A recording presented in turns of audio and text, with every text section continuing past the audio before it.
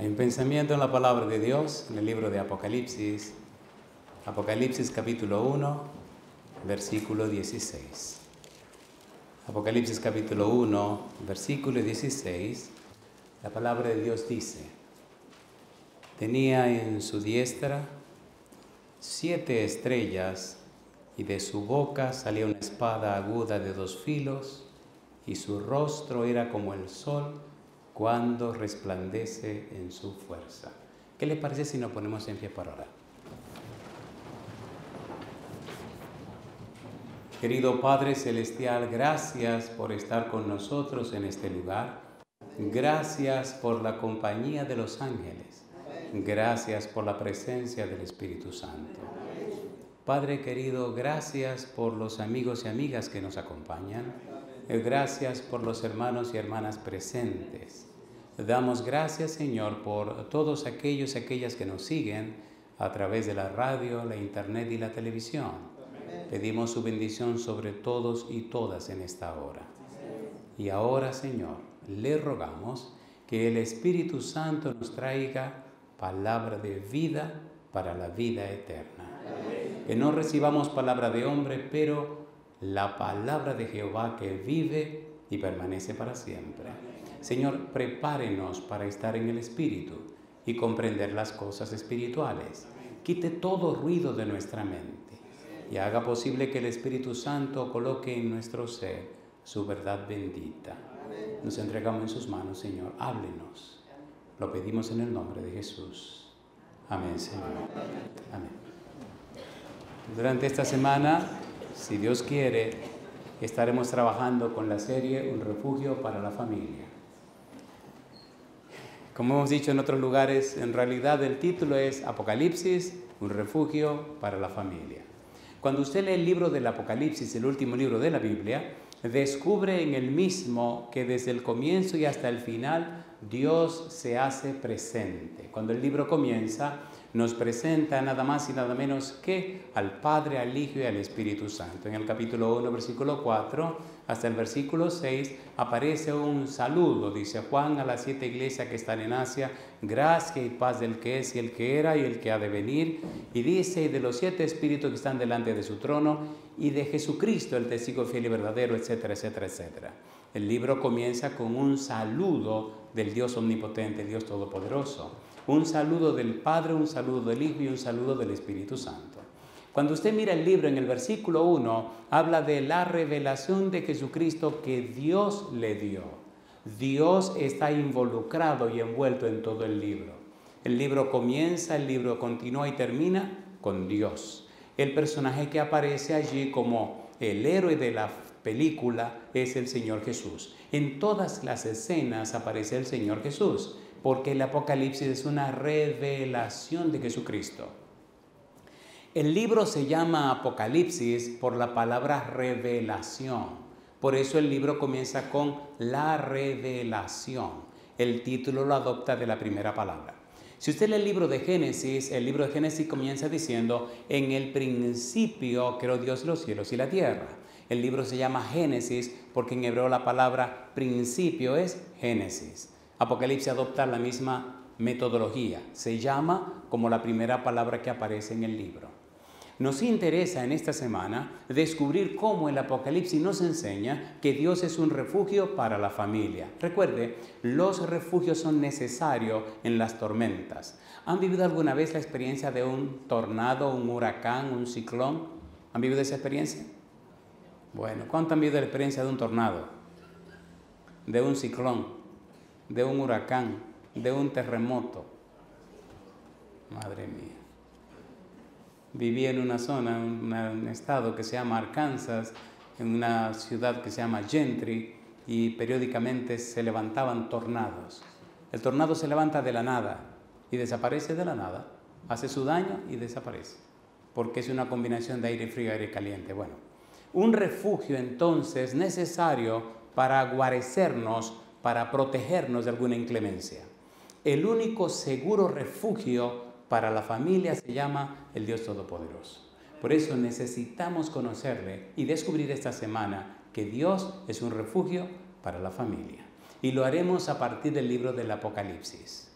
La palabra apocalipsis, la palabra revelación, tiene un significado muy interesante y profundo. Pongamos cuidado a esto. Pongamos mucho cuidado. Vamos a hacer una definición de términos. Pero bueno, definir primero qué método utilizaremos de estudio durante el seminario de esta semana. Vamos a utilizar un método que se llama bíblico, gramático, descriptivo. ¿Cómo se llama nuestro método? Bíblico, gramático, descriptivo. Solo vamos a citar la Biblia. Bíblico porque es solamente a la luz de la Biblia. Gramático porque buscaremos el significado de las palabras en la Biblia. Especialmente vamos a buscar 3 significados de las palabras. Número 1, un significado etimológico que tiene que ver con la raíz de la palabra, sea hebrea, sea aramea o sea griega. Número 2, un significado semántico o la definición gramatical de la palabra. Y número 3, una aplicación o uso de la palabra a partir del lugar donde la estemos leyendo. Sería un significado ponderativo. Es importante el método cuando usted estudia la Biblia porque define el camino que usted va a seguir. De hecho, la palabra método significa el camino a seguir. ¿Qué significa método? El camino a seguir. ¿Cuál es el camino que vamos a seguir? Bíblico, gramático, descriptivo.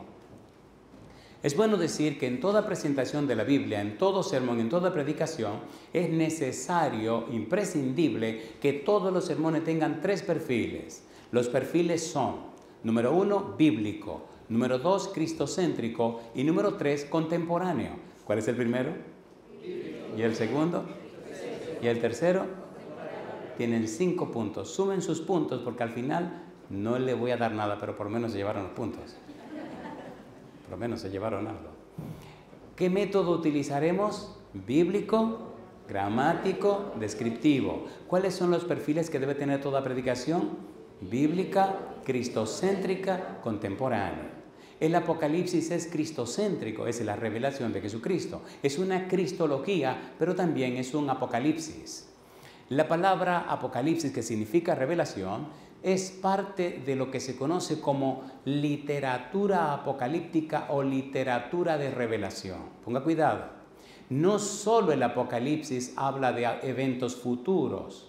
También en el Antiguo Testamento hay libros, secciones de libros que nos hablan de apocalíptica. Recuerden, la apocalíptica bíblica es una literatura de revelación.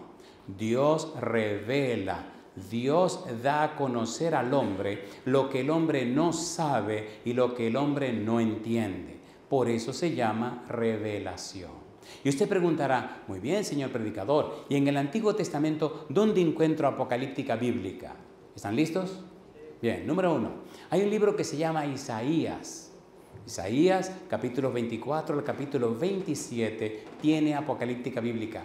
Mire, usted se sorprenderá cuando lea esos capítulos 24 al 27. Es más, cuando lea el capítulo 25, usted leerá declaraciones que usted creerá que lo está leyendo en el Nuevo Testamento. Cuando llegue a la casa, siéntese un rato y lea por lo menos esos capítulos. Isaías 24 al 27. Número 1. Número 2.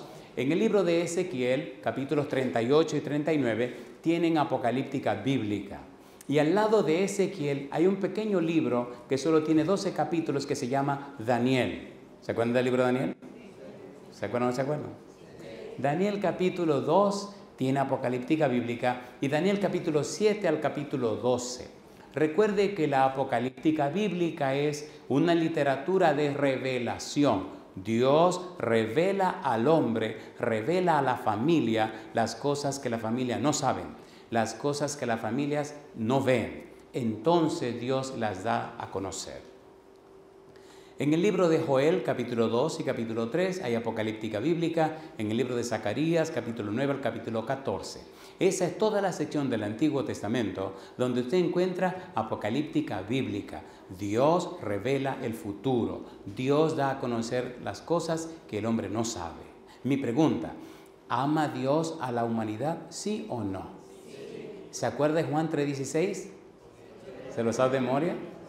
Oh, ¿quieren que vamos a decirlo? 1, 2 y 3, porque de tal manera que ha dado para que todo aquel no se pierda, mas tenga. Tienen 5 puntos más, ya tienen 10 puntos, fantástico. La Biblia es hermosa. Pero lo hermoso de la Biblia es que la Biblia no es la historia de los hombres con Dios. No, la Biblia es la historia de Dios con los hombres. La Biblia no comienza con el hombre, comienza con Dios. Por eso dice, en el principio, ¿qué cosa? Creó Dios los cielos y la tierra. Y mire, cuando usted le pone una lupa a la palabra Dios, descubre cosas maravillosas. Dice, en el principio creó Elohim, los cielos y la tierra. En el versículo 2 inmediatamente aparece Ruach Elohim. En el capítulo 2, versículo 4 en adelante aparece Yahvé Elohim o Jehová Elohim. Y en Daniel capítulo 3, versículo 25 aparece la frase Bar Elahim o el Hijo de Elohim. Allí está el Padre, el Hijo y el Espíritu Santo. Yo digo, alabado sea el nombre de Dios. Hay una serie que grabamos en el 2011 con un canal de televisión, 3ABN. La serie se llama El Espíritu en la Vida Familiar. Si le interesa saber más sobre Elohim, le recomiendo que vea esa serie en lavozdelconsolador.org. En esa página no le van a cobrar nada, no le van a vender nada, puede copiar todo. Así que no se preocupe, no estamos haciendo promoción para ninguna cosa. Así que vaya a la página y copie lavozdelconsolador.org. Si le interesa un poco más sobre Elohim, le invito también que vea una serie que se llama ¿Conoces a Dios? La serie ¿Conoces a Dios? Y la serie El Espíritu en la Vida Familiar están en español y están en inglés. Así que la prefieren uno de los dos idiomas, ahí lo tiene. ¿Podemos seguir? ¿Vamos bien? ¿Podemos hacer un examen ahora? A mí me encantan los exámenes. ¿A usted le gustan también? Bien, vamos a... Oye, cuánta sinceridad, ¿eh? Muy bien. Vamos a usar un método que se llama como número 1, bíblico, número 2, gramático, número 3, descriptivo. Y toda predicación debe ser como número 1, bíblica, número 2 y número 3, alabado sea el nombre de Dios. En el libro de Apocalipsis capítulo 1, versículo 16, dice que aparece un personaje y en la mano tiene 7 estrellas y de su boca sale una espada aguda de 2 filos. Y dice también que su rostro resplandece con el sol en toda su fuerza. Estamos trabajando con lo que aparece en la boca de este personaje, una espada aguda de 2 filos.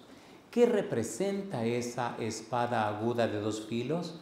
Cuando usted estudia apocalíptica bíblica, descubre que en la apocalíptica bíblica se usan muchos símbolos. ¿Qué se usan? Símbolos. Y se representa también la lucha entre la luz y las tinieblas, el bien y el mal, el Dios y el diablo. Cuando usted lee el libro de Daniel y el libro de Apocalipsis, descubre que parecen 2 libros gemelos. Pero si usted lee todos los libros que le dije del Antiguo Testamento, necesita también leer estos capítulos del Nuevo Testamento, que también tienen apocalíptica bíblica.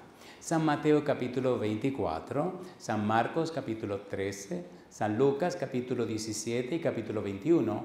Hay un libro que se llama Primera Tesalonicenses capítulo 4, Segunda Tesalonicenses capítulo 2 y todo el libro del Apocalipsis. Sé que voy muy despacio. Si puedo ir más rápido, me dicen y hacemos más rapidito. ¿Le parece bien?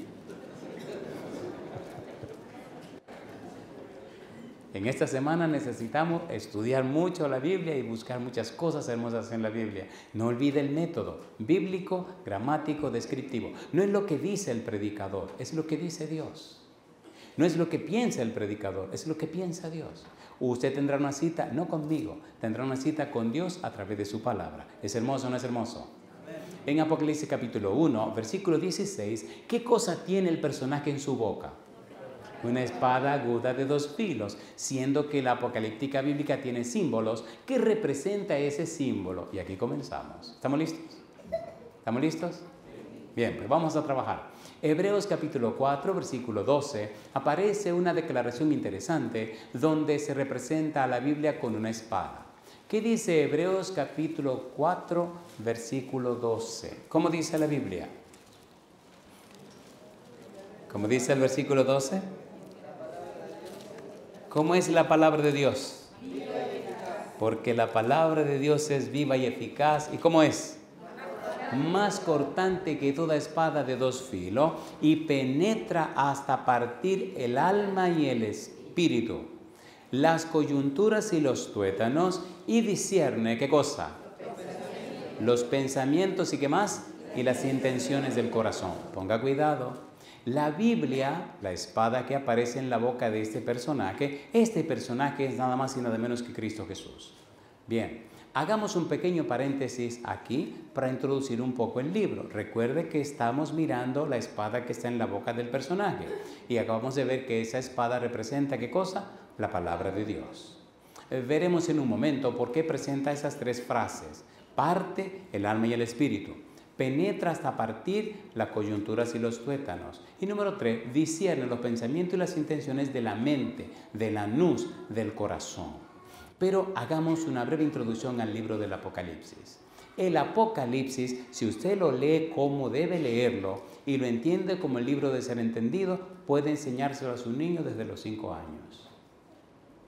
Es el único libro de toda la Biblia que no se lee como los otros libros. Si lo lee como los otros libros, no lo va a entender. Pero si lo lee como el libro fue escrito, entonces lo va a entender. Quiasmo. ¿Qué palabra dije? Quiasmo. ¿Qué cosa es un quiasmo? Una definición sencilla es una comparación de dos listas. ¿Qué es un quiasmo? Comparación de dos listas. El Apocalipsis es una comparación de dos listas. Una lista histórica y una lista escatológica. ¿Cuál es la primera? Histórica. ¿Y la segunda? Escatológica. La palabra escatológica o escatología significa estudio de los eventos del fin o estudio de los eventos finales. Eschatos en griego significa lo último, lo que queda al final. Así que hay una parte histórica y una parte escatológica. El libro tiene dos partes. Ahora, tiene 10 divisiones. ¿Cuántos dedos tiene en su mano derecha? ¿Y en la izquierda? ¿Usted está seguro? Sí, porque hay personas que tienen un dedito de más. ¿No han visto gente que tiene un dedito de más? ¿Lo han visto o no lo han visto? Tenía una compañera de trabajo, una profesora, que tenía 6. Tenía un dedito aquí al lado del pulgar. En cada pulgar tenía 2. Y le decía a usted una gallúa, maestra, usted tiene más dedos para agarrar más. Y ella se reía. Dice, he pensado tantas veces quitarme el dedito este. Digo, no, quédese con su dedo. No todo el mundo tiene un dedo extra. Bendita usted que tiene su dedo de más. Pero se veía feo cuando ella daba la mano. Ese dedo ahí se veía feo. Y con uña y todo el dedo. ¿Alguien tiene un dedo de más aquí? ¿No? Bien, pues fantástico. Usted entonces cabe dentro del asunto. 5 en la mano derecha y 5 en la mano izquierda. El Apocalipsis tiene 2 partes. ¿Cuál es la primera parte? ¿Y la segunda? Aquí tenemos expertos y especialistas en esto, no se equivoquen. Me agarraron afuera y me dijeron, nosotros estamos en esto hace tiempo estudiando. En la página que les dije, lavozdelconservador.org, hay un documento que escribimos donde se explica todo esto. Puede entrar a la página, puede bajarlo y así puede ver cómo leer el libro de una manera apropiada. En la mano izquierda, la parte histórica, está el prólogo, que es el comienzo del libro, y hay 4 visiones. Y en la otra parte, la sección escatológica, hay 4 visiones y el epílogo. Si usted suma 5 y 5, ¿qué cosa le da?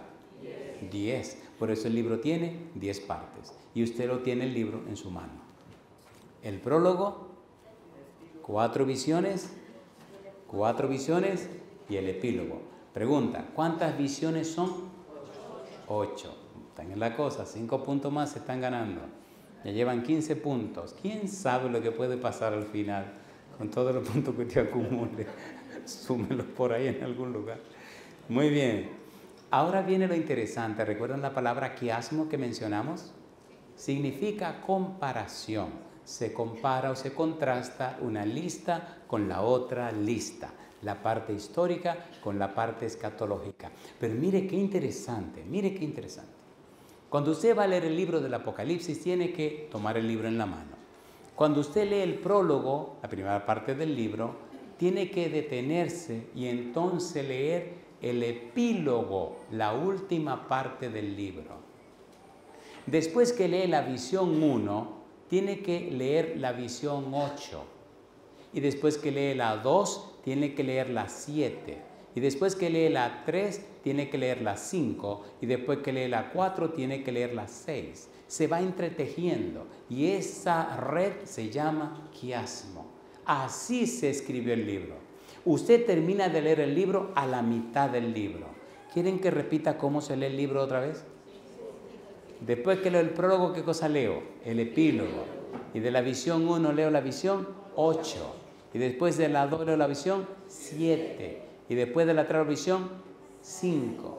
Y después de la 4 la visión 6. Usted termina leyendo la visión número 6. El libro termina a la mitad.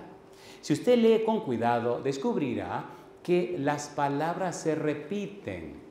¿Qué pasa con las palabras? Se repiten. Muy bien, aquí lo dejo tranquilo y continuamos con el sermón. ¿Le parece bien? ¿Le parece bien o no le parece bien? ¿Verdad que es fácil de leer el libro? Sí. Los contenidos. Entre a la página lavozdelconsolador.org, ahí tiene todo el diagrama. En algún momento, si el tiempo nos ayuda, le voy a dar los contenidos. ¿Dónde está la introducción o el prólogo? La visión 1, 2, 3, 4, 5, 6, 7 y 8. Y al final, el epílogo, la parte final. ¿Cuáles son los contenidos? Es interesante poder leer. Por ejemplo, usted lee el prólogo, Apocalipsis capítulo 1, versículo 1 al 10. En el versículo 10 se detiene y se va al final del libro y lee Apocalipsis capítulo 22, versículo 6 hasta el versículo 21. Ya leyó el prólogo y leyó, ¿qué cosa? El epílogo. Hágalo esta noche en su casa y compare. Se asombrará de ver cómo el epílogo continúa al prólogo. Usted dirá, no, esto no puede ser. Y cómo se repiten las palabras del prólogo, se repiten en el epílogo. Es sorprendente. Muy bien. Recuerde que nos quedamos en Hebreos capítulo 4, versículo 12. ¿Se acuerdan que nos quedamos allí? En el capítulo 1, versículo 16 de Apocalipsis, aquel personaje, el Señor Jesús, tiene una espada aguda de 2 filos en su boca. Según Hebreos, la Biblia se compara a una espada. Y esta espada penetra. ¿Y qué parte la espada? 3 cosas. Número 1, el alma y el espíritu. Número 2, las coyunturas y los tuétanos. Y número 3, ¿qué cosa parte también? Discierne los pensamientos y las intenciones del corazón. En otras palabras, la palabra de Dios te descubre completamente tus sentimientos y emociones, tu manera de vivir, cómo comes, cómo alimenta tu cuerpo. Y número 3, lo que hay en tu mente, cuáles son tus pensamientos. Llama la atención. Mire el versículo 12 del capítulo 4 de Hebreos, aparece la palabra pensamientos. ¿Aparece o no aparece?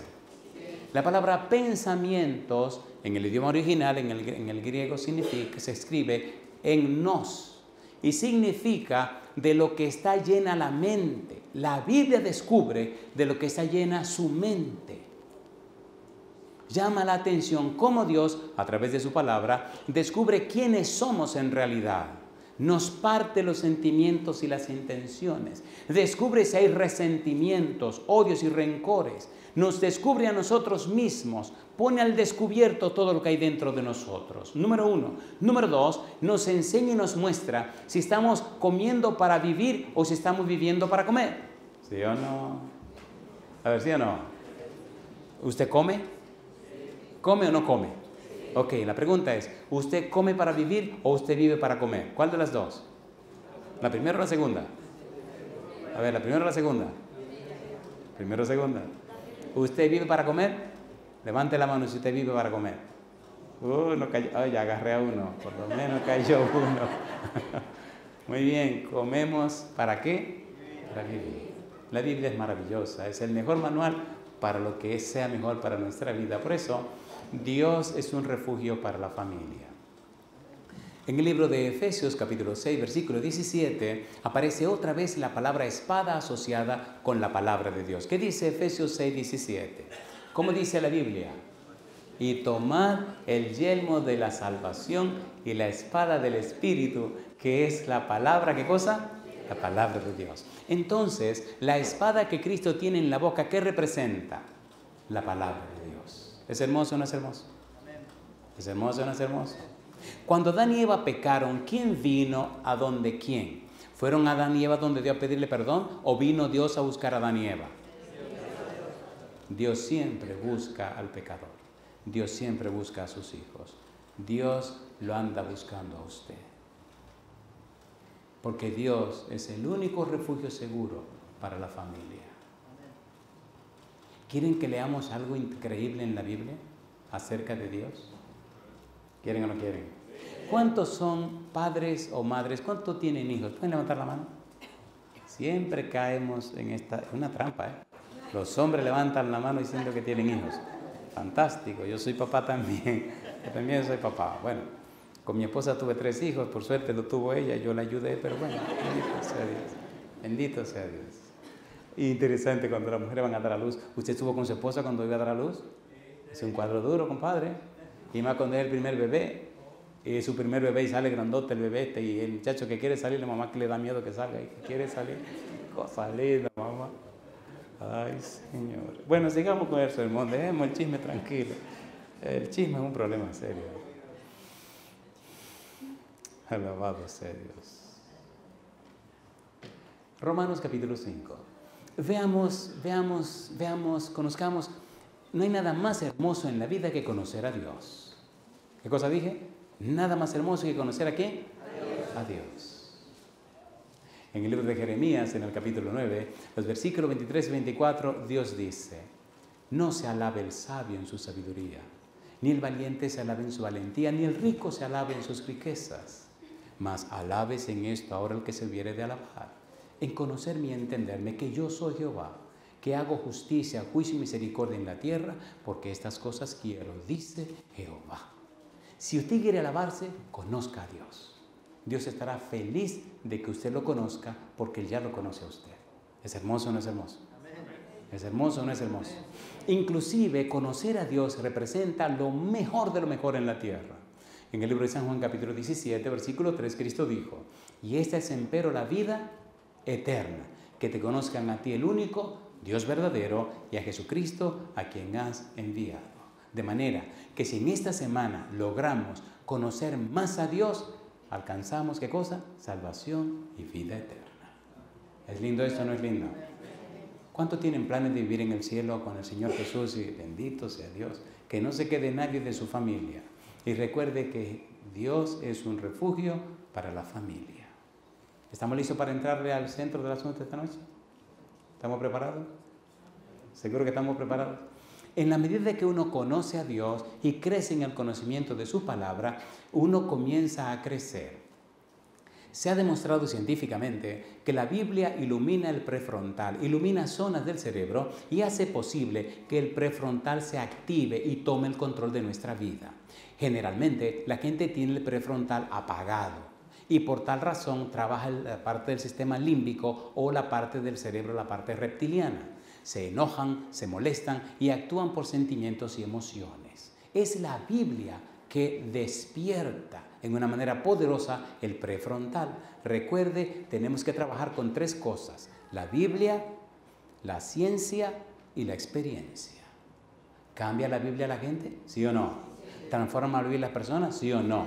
Jesucristo dijo en el libro de San Juan capítulo 3 que el que no nace de nuevo no entrará en el reino de los cielos. Y el nuevo nacimiento solo se produce a partir de la Biblia. En 1 de Pedro capítulo 1 versículo 23, y le voy a dar tiempo a mi amigo porque creo que lo llevo muy a prisa. 1 de Pedro capítulo 1 versículo 23, mire lo que dice la Biblia. Dice: renacidos no de simiente corruptible, sino de incorruptible, por la palabra de Dios que vive y permanece para siempre. Alabado sea el nombre de Dios. De manera que nacemos de nuevo, ¿dónde? En la palabra de Dios. ¿Es así o no es así? ¿Es así o no es así? Para nacer de nuevo usted necesita la palabra de Dios. Recuerde, número 1, la Biblia. Número 2, la ciencia. Número 3, la experiencia. La neuroplasticidad ha dejado ver y entender y comprender muchas cosas del cerebro. Pero lo más maravilloso es cómo la neuroplasticidad ha demostrado el poder de la Biblia para trabajar con el prefrontal. Es maravilloso y asombroso cómo el poder de la Biblia cambia y transforma la vida de la gente. Necesitamos leer más la Biblia. Necesitamos memorizar más la Biblia. Necesitamos aprender más la Biblia. No importa que la zona de ruminación se haya llenado y le haya hecho más corto la parte consciente. La Biblia tiene poder para hacer lo que tenga que hacerse en el cerebro. Y yo digo, alabado sea el nombre de Dios. Amén. La señora me decía, yo no recuerdo nada.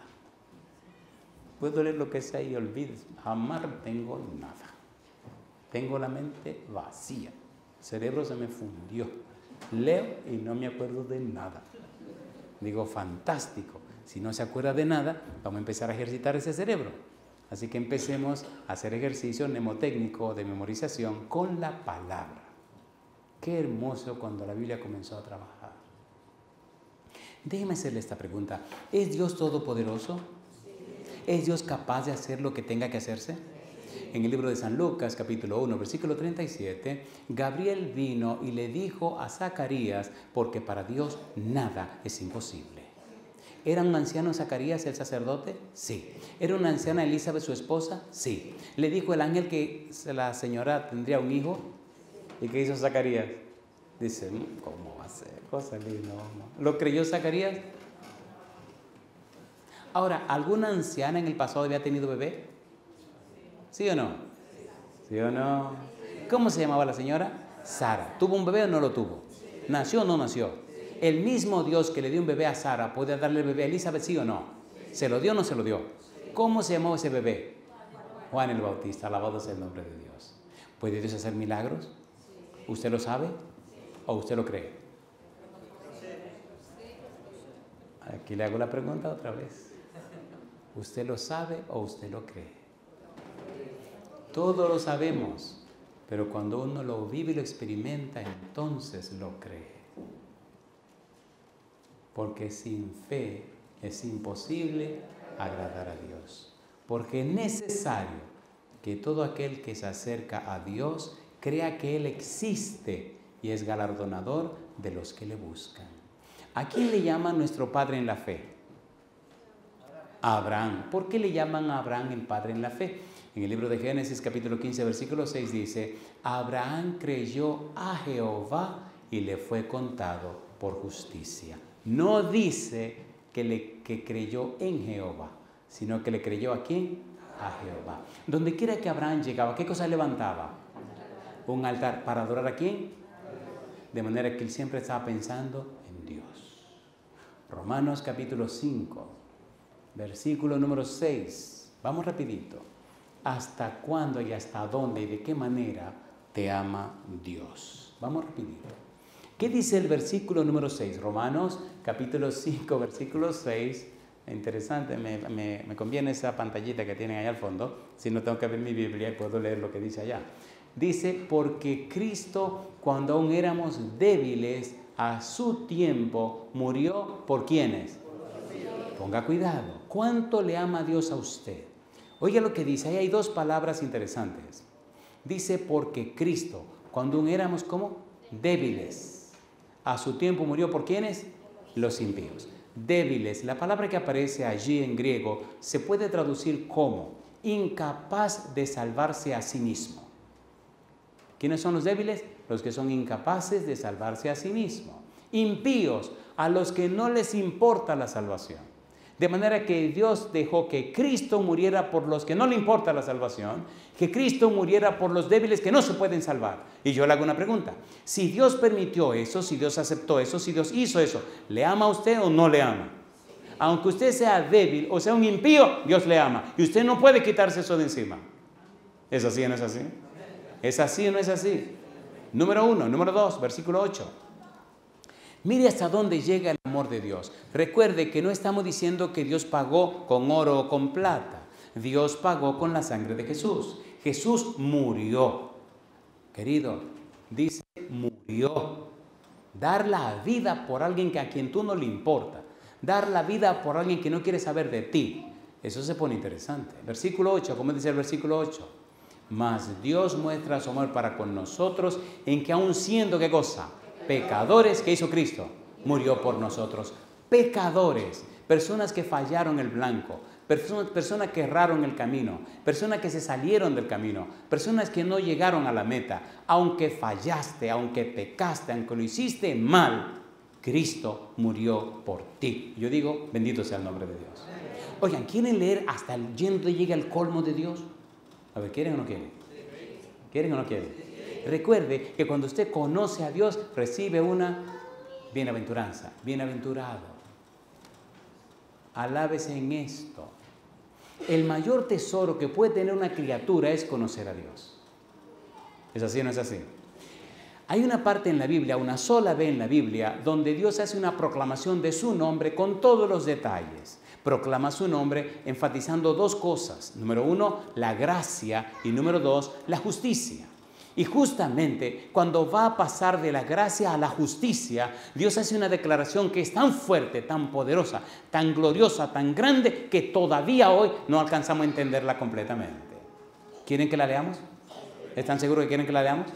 Mientras más sí usted me da, mejor me va. Porque usted entonces desarrolla o produce más endorfina, se pone más contento, más feliz y su cerebro se despierta más. ¿Eso así o no es así? ¿Estamos de acuerdo o no estamos de acuerdo? Siga diciendo sí, que yo me pongo más feliz. Éxodo capítulo 34, mire qué cosa linda. Éxodo 34, versículo 6 y versículo número 7. Dios habla con Moisés y Dios mismo proclama su nombre. Y cuando proclama su nombre, presenta los perfiles de su persona. ¿Quién es Dios? Recuerde que nuestro centro y eje es Dios. Hablamos en el libro de Apocalipsis capítulo 1, versículo 1, donde dice la revelación de Jesucristo que Dios le dio. ¿Cómo dice el versículo 6? Éxodo 34, versículo 6. Dice, y pasando Jehová por delante de él, proclamó. Si usted mira con cuidado el capítulo número 34, descubre que es Dios que proclama su propio nombre. Jehová, Jehová, fuerte, misericordioso y piadoso, tardo para la ira y grande en misericordia y verdad. ¿Y qué dice el versículo 7 ahora? Que guarda misericordia a millares, que perdona la iniquidad, la rebelión y el pecado, y que de ningún modo tendrá por inocente al malvado, que visita la iniquidad de los padres sobre los hijos y sobre los hijos de los hijos hasta la tercera y cuarta generación. Ponga cuidado arriba donde dice que perdona, ¿qué cosa dice? La iniquidad, ¿qué más? La rebelión, ¿y qué más? Y el pecado. No importa el tipo de pecado, Dios lo perdona. Un momento, usted me dirá, ¿y el pecado contra el Espíritu Santo? El pecado contra el Espíritu Santo no te lo perdona porque tú no lo confiesas. ¿Sí o no? A ver, ¿sí o no? ¿Sí o no? Sí. Primero de Juan capítulo 1, versículo 7 dice, y la sangre de Jesucristo nos limpia de todo pecado. Cuando aún éramos pecadores, Cristo murió por nosotros. Y aquel hombre me miró a los ojos desafiantes y me dijo, con los ojos llorosos, rojos, y los labios le temblaban de la ira, y me dice, ¿usted está seguro que Dios perdona todos los pecados? Y digo, sí. ¿Usted cree que me perdona a mí? Sí. ¿Usted no sabe quién soy yo? Digo, mire amigo, yo no sé quién es usted. Y tal vez ni me importe saber quién es usted. Pero una cosa así le digo, la sangre de Jesucristo, su Hijo, dice la Biblia, me limpia de todo pecado. ¿Cree que perdona a Dios un asesino? Sí. ¿Usted está seguro de eso? Sí. Pues escúcheme que lo voy a decir. Yo sé que yo no tengo perdón de Dios por todo lo que yo he hecho. La cantidad de gente que yo he matado. Como me han rogado y yo no he hecho caso. El tipo de gente que yo he matado. Hombres, mujeres y jóvenes para ganarme mi dinero. Yo tengo 30 años, 37 años tengo matando gente y ese ha sido mi trabajo. Y ahora me dice, usted dice que Dios me perdona. Yo sé que yo no tengo perdón de Dios, por eso cuando me dicen, perdóname, mira, te duplico, te doy 10 veces lo que te están pagando, digo, ¡pah! Y lo mato. Yo sé que no tengo perdón de Dios. Compadre, la cosa se puso buena. ¿Quiere oír el resto de la historia? Venga mañana. No, vamos a terminar la historia, vamos a terminar esto. Aquel caballero vino a la conferencia muy molesto porque una dama con la que él vivía sin casar, que era otra delincuente, mientras él estaba en la cárcel, ella vino a la conferencia, el Espíritu la tocó Y la mujer le entregó su corazón al Señor. Y ella tomó la decisión de entregarse al Señor. Ya falleció. Y la bautizamos. Y cuando llegó, cuando el tipo salió de la cárcel, ella era una diaconisa de la iglesia. No le voy a decir que se llamaba Bruna porque no tiene caso decirle el nombre. Y cuando él salió de la cárcel, viene donde su novia, y él le dice, yo soy una mujer cristiana. Yo me bauticé, ahora pertenezco al Señor. Yo no puedo estar teniendo sexo así. Si tú quieres tener relación conmigo, vas a tener que casarte conmigo. Y le dice, déjate de tontería, déjate de tontería, a mí no me vas con esa tontería. Yo sé quién eres tú eres un demonio igual que yo. ¿Qué dices cristiana ni cristiana? ¿Qué tú estás engañando? Te equivocaste. ¿Y dónde fue que pasó eso? El tipo se enojó. Era un tipo con un corazón de dragón. Un tipo pero furioso. Por suerte que era chiquitito, era así chiquitito.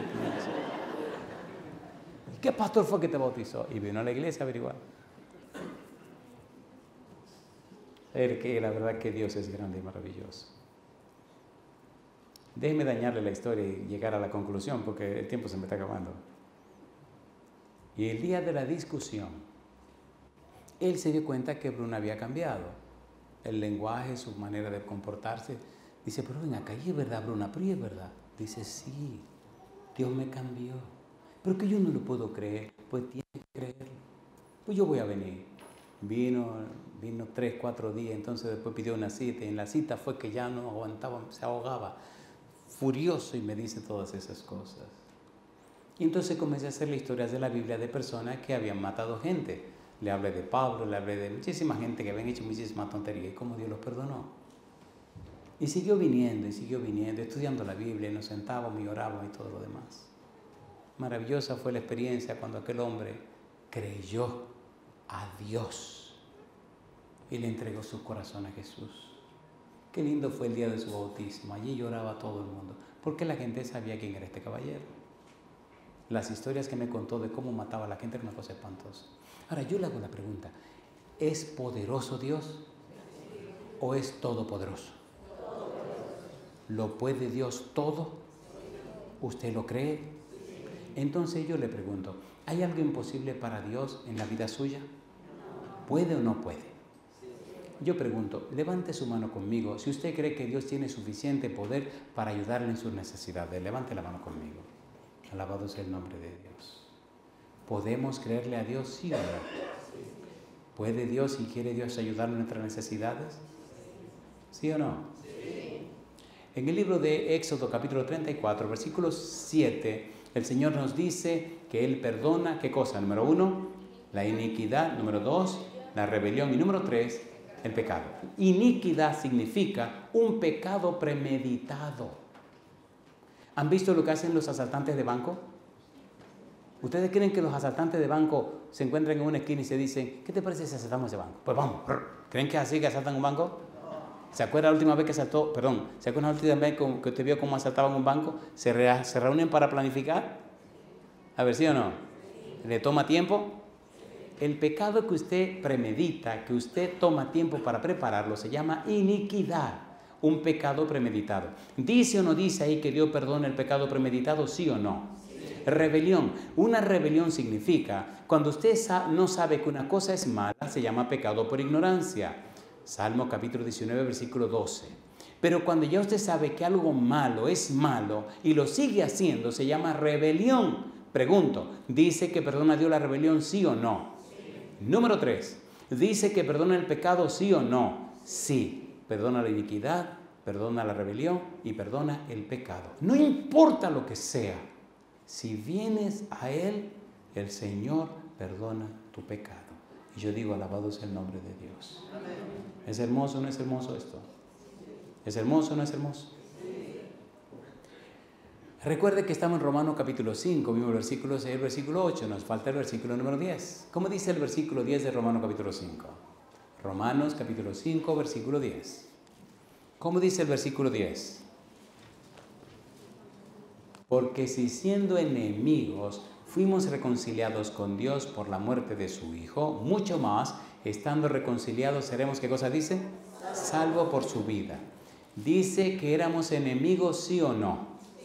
La idea de enemigo significa del bando contrario. ¿Qué significa? David dice en el Salmo 51, versículo 5, que fue concebido en pecado. Y en el capítulo 58, versículo 3 dice que desde el vientre nos torcimos, desde el vientre de nuestra madre nos descarriamos. Pregunto, ¿mi papá era un pecador y mi mamá una pecadora, sí o no? Por tanto, nació un bebé pecador. Yo no pago el pecado de mis padres, pero sí nací siendo un pecador. Gracias doy a Dios que Cristo murió en la cruz del Calvario para pagar el precio de mi pecado. Y ahora, por la gracia de Dios, alcanzo la salvación y la vida eterna en Cristo Jesús. ¿Es verdad o es mentira? ¿Es verdad o es mentira? Cristo pagó el precio de mi pecado y ahora en Cristo alcanzo la salvación. Por Cristo recibo la salvación y en Cristo me convierten en una nueva criatura. Por eso acepto a Cristo en mi vida. 2 Corintios 5:17, de modo que algunas en Cristo, las cosas viejas, aquí todas son hechas. Recuerde usted que estamos trabajando en Apocalipsis capítulo 1, versículo 16. Estamos viendo la espada que está en la boca de Jesús y esa espada, leímos en Hebreos 4:12, es la palabra de Dios. En el capítulo 6, versículo 17 de Efesios es la espada del Espíritu, que es la palabra de Dios. Y la palabra de Dios nos dice que Dios nos ama de tal manera que Cristo murió por nosotros, cuando éramos débiles, cuando éramos impíos, cuando éramos pecadores y también cuando éramos enemigos. Yo digo, bendito sea el nombre de Dios. No hay razón para perderse. No hay razón para perderse. Dios pagó el precio de nuestro pecado y pagó con su vida nuestra vida. ¿Es así o no es así? ¿Es así o no es así? Querido papá, querida mamá, ¿te atreves hoy a creerle a Dios y darle el derecho a Dios de que dirija tu vida y tu familia para que pueda recibir sus bendiciones? ¿Tu respuesta es sí o es no? Sí. Póngase en pie conmigo si usted es papá o mamá. Si usted dice sí. Preparémonos para aterrizar. El Señor Jesús dijo, al que cree, todo le es posible. Dios nunca te obligará a ninguna cosa. Dios nunca te forzará a ninguna cosa. Dios quiere una relación contigo por amor y con amor. El Señor Jesús murió para pagar el precio de nuestros pecados. El Señor Jesús es, según San Juan 1:51, esa escalera que nos conecta con Dios. Cristo es el camino y la verdad y la vida. Nadie viene al Padre si no es por mí, dijo el Señor Jesús. Necesitamos entregarle nuestra vida como padre o madre a Dios para que Él tenga el derecho legal espiritual sobre nuestra vida y nuestra familia y entonces nos dé sus bendiciones. En esta semana vamos a conocer más a Dios. Vamos a ampliar nuestro conocimiento de la persona de Dios y vamos a conocerle a través de Cristo Jesús.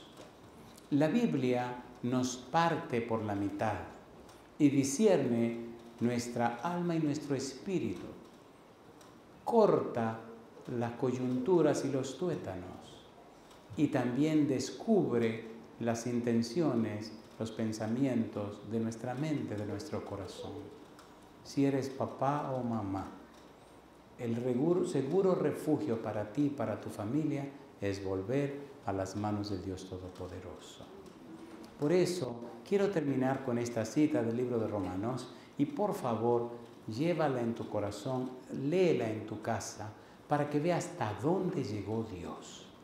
Romanos capítulo 8, versículo 32, el apóstol Pablo dice: el que no escatimó ni aún a su propio Hijo, sino que lo entregó por todos nosotros, ¿cómo no nos dará juntamente con Él todas las cosas? Y entonces Pablo hace un análisis de cómo se garantiza y se asegura nuestra salvación. Mire el versículo 33 ahora. Romanos capítulo 8, versículo 33. ¿Cómo dice el verso 33? La pregunta dice, ¿quién acusará a los escogidos de Dios? ¿Y qué responde? Dios es el que justifica. Justificación, justificar significa declarar justo. ¿Por qué Dios puede declarar justo al pecador? Porque Dios se hizo hombre, vivió en la tierra y pagó el precio del pecado suyo y el pecado mío. Legalmente pagó tu deuda y pagó mi deuda. Ahora, en Cristo, Él puede declararnos justos porque Él pagó la deuda. ¿Sí o no? ¿Sí o no? Sí. Versículo siguiente, 34. Mire qué cosa linda ahora. ¿Quién es el que Él condenará? ¿Y cuál es la respuesta? Cristo es el que murió, más aún, ¿qué cosa? El que también resucitó, el que además está a la diestra de Dios, el que también, ¿qué hace? Intercede por nosotros. Querido papá, querida mamá, ¿podemos juntos confiar en el perdón de Dios, sí o no? ¿Podemos aceptar el regalo de Dios que es Cristo Jesús, sí o no? ¿Podemos confiar en la palabra de Dios que Él puede suplir cualquiera sea nuestra necesidad, sí o no? ¿Te atreve hoy a decirle a Dios, sí Señor, acepto su regalo y le entrego mi vida, mi mente y mi voluntad para que el Espíritu me dirija y pueda recibir sus bendiciones? ¿Puede levantar la mano conmigo, papá o mamá, si está tomando esta decisión? Soy muy atrevido en las cosas que hago. A mí me gusta que la gente se mueva, me gusta que las cosas ocurran y me gustan las cosas difíciles. Escuche lo que le voy a decir antes de pedirle lo que le voy a pedir. Hay una cámara al final, allá al fondo, que está grabando todo. Y aquí arriba hay otra cámara que también está filmando todo. Así que prepárese por lo que le voy a decir ahora. ¿Le da vergüenza a usted seguir a Dios?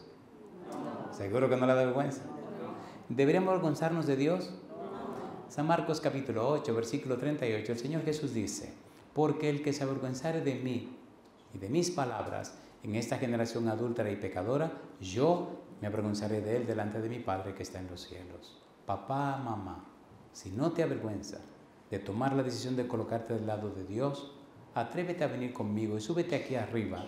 Recuerda que te está mirando la cámara. Ven conmigo aquí arriba. Vamos a decirle al mundo entero que hoy tomamos la decisión de colocar nuestra familia y nuestra vida en las manos de Dios. Hoy nuestra vida será guiada por el Espíritu Santo. Si usted es papá o mamá, venga conmigo. Vamos a estar bien apretadito aquí al frente para que Dios nos mire, para que Dios nos vea. Y estoy muy seguro, según San Mateo 18, versículo 10, que nuestros ángeles hoy verán el rostro de nuestro Padre, como dijo Jesús. Qué lindo será cuando el ángel lleve el informe y coloque allí, con letras grandes y hermosas, que usted hoy tomó la decisión de colocarse al lado de Dios. En el libro de San Lucas, capítulo 3, Juan el Bautista hace una declaración fuerte cuando él dice que ustedes deben producir frutos dignos de arrepentimiento. Y entonces la gente del pueblo, y entonces los soldados, y entonces los publicanos hicieron preguntas y Juan el Bautista les contestó y ellos se entregaron a Cristo Jesús. Qué lindo es cuando usted regresa a su casa hoy, con la plena certeza, la certidumbre, la seguridad de que, como la experiencia del hijo pródigo, cuando regresó a la casa, el padre corrió, lo abrazó, lo besó y entonces hizo una fiesta. Esta noche hay gozo en el cielo, porque usted decidió colocarse del lado de Dios. Dios siempre ha estado con usted, pero hace falta que usted esté con Dios.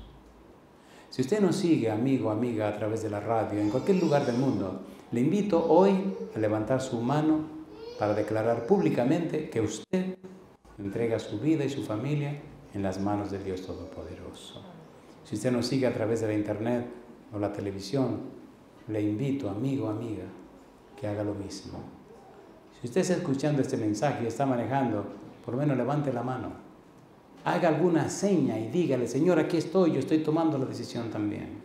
Si están siguiendo esto en una iglesia, alguna campaña que están dando vía satélite, pues le invito, amigo, amiga, que se ponga en pie donde esté y venga al frente y colóquese delante de la pantalla y dígale a todo el mundo que usted está tomando la decisión de ponerse en las manos de Dios. Y ahora oremos. Querido Padre Celestial, gracias por su palabra. Gracias por darnos a Cristo Jesús. Señor, gracias por tanto empeño, tanto interés que usted ha puesto en nosotros. Le rogamos, Padre Santo, que el Espíritu bendito venga sobre cada una de estas personas. Amén. Hombres y mujeres, son sus hijos y sus hijas, Señor. Que cada uno de ellos y ellas sea lavado y lavada con la sangre preciosa de Jesús. Amén. Que sean vestidos y vestidas con su manto de justicia. Que sean llenos y llenas con el Espíritu Santo. Amén. Querido Dios, que estas vidas sean transformadas con su gracia bendita y a cada uno de ellos y ellas se les sostenga con su mano todopoderosa. Que les mantenga sin caer hasta que Cristo venga. Y Padre, todos aquellos y aquellas que no tienen sus nombres en el libro de la vida, que en esta semana se preparen para que al final esto pueda ser una realidad. Amén. Bendiga sus hogares, bendiga a sus hijos, bendiga a sus cónyuges, guíe sus vidas. Y cuando todo termine, Señor, y usted aparezca en las nubes de los cielos, todos y todas puedan decir, este es nuestro Dios. Le hemos esperado y Él nos salvará. Amén. Pedimos estos favores, Padre querido, en el nombre santo y bendito de Jesús. Amén, Señor. Amén, Amén Señor Jesús. Amén. Que Dios les bendiga, Dios les guarde.